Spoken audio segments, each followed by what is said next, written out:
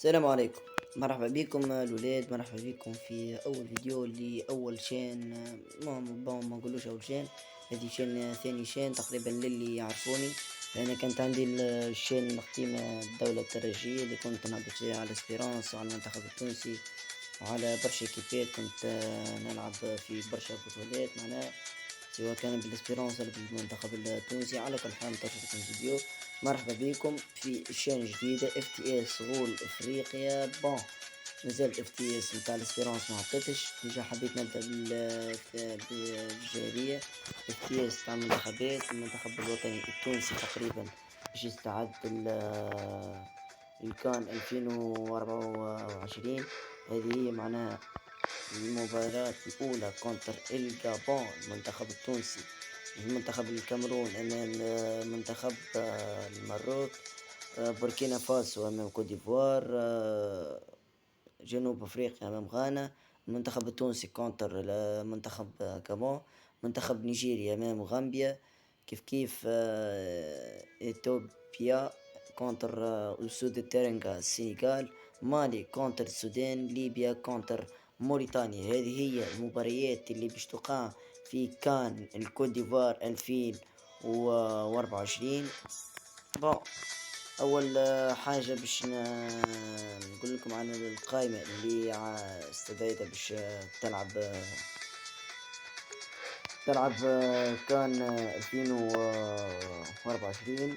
ان تعجبكم. يعني شفت هذم هم الجوارات يستحقوا يكونوا. بون، في حياة المرمى معنا زوز، عنا بشير بن سعيد ومعز بن شريفية. بالنسبة للدفاع علي معلول، منتصر الطالبي، بلال العيفة، محمد الجراجر، أسامة الحدادي، محمد أمين، بن حميدة، وياسين مرياح.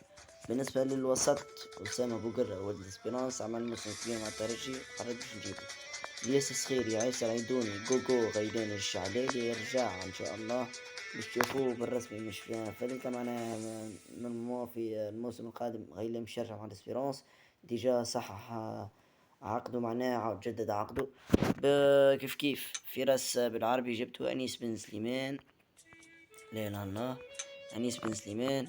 حنبعل المجبري، سعد القيم، معتز الزداب، دالي بن رمضان.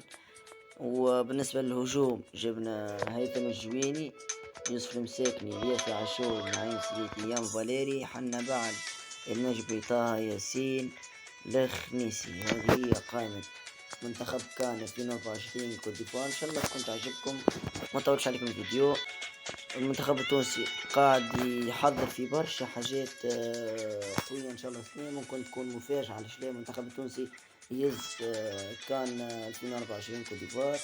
ان شاء الله يعجبكم الفيديو هذاك.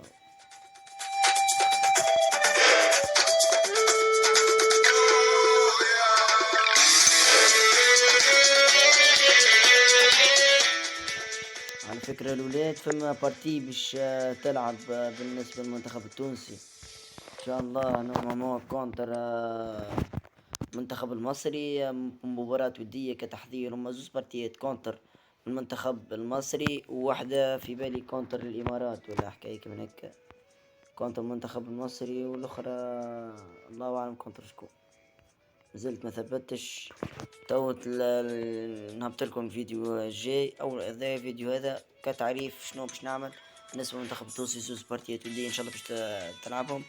ان شاء الله يعجبكم الفيديو. ما تنسوش تعملوا ابوني للشين وجيم الفيديو، وتابعوني باش يوصلكم كل شيء جديد. وان شاء الله نلتقانا ان شاء الله وياكم في المباراة القادمة. المنتخب التونسي امام المنتخب المصري، مباراة ودية كتحضير لكان 2024 الكوت ديفوار. ان شاء الله ان شاء الله نشوف دعمكم يوصل عن قريب. برشا ممكن يعرفوني منكم لو كان يتابعوني معناها. الشين القديمة اسمها الدولة الترجية، للي مشترك في الشين القديمة رجائي يعاود يشترك في الشين ذي اف تي اس غول افريقيا بقدرة ربي. هذه هي الشين اللي باش نخدم عليها، وان شاء الله بنتراو مني كان خير ان شاء الله. ما تنسوش كما قلت لكم ابوني للشين جاي من الفيديو، بارتاج ماكس وين ما تحب انتي، وتابعوني باش يوصلكم كل شيء جديد. والسلام عليكم.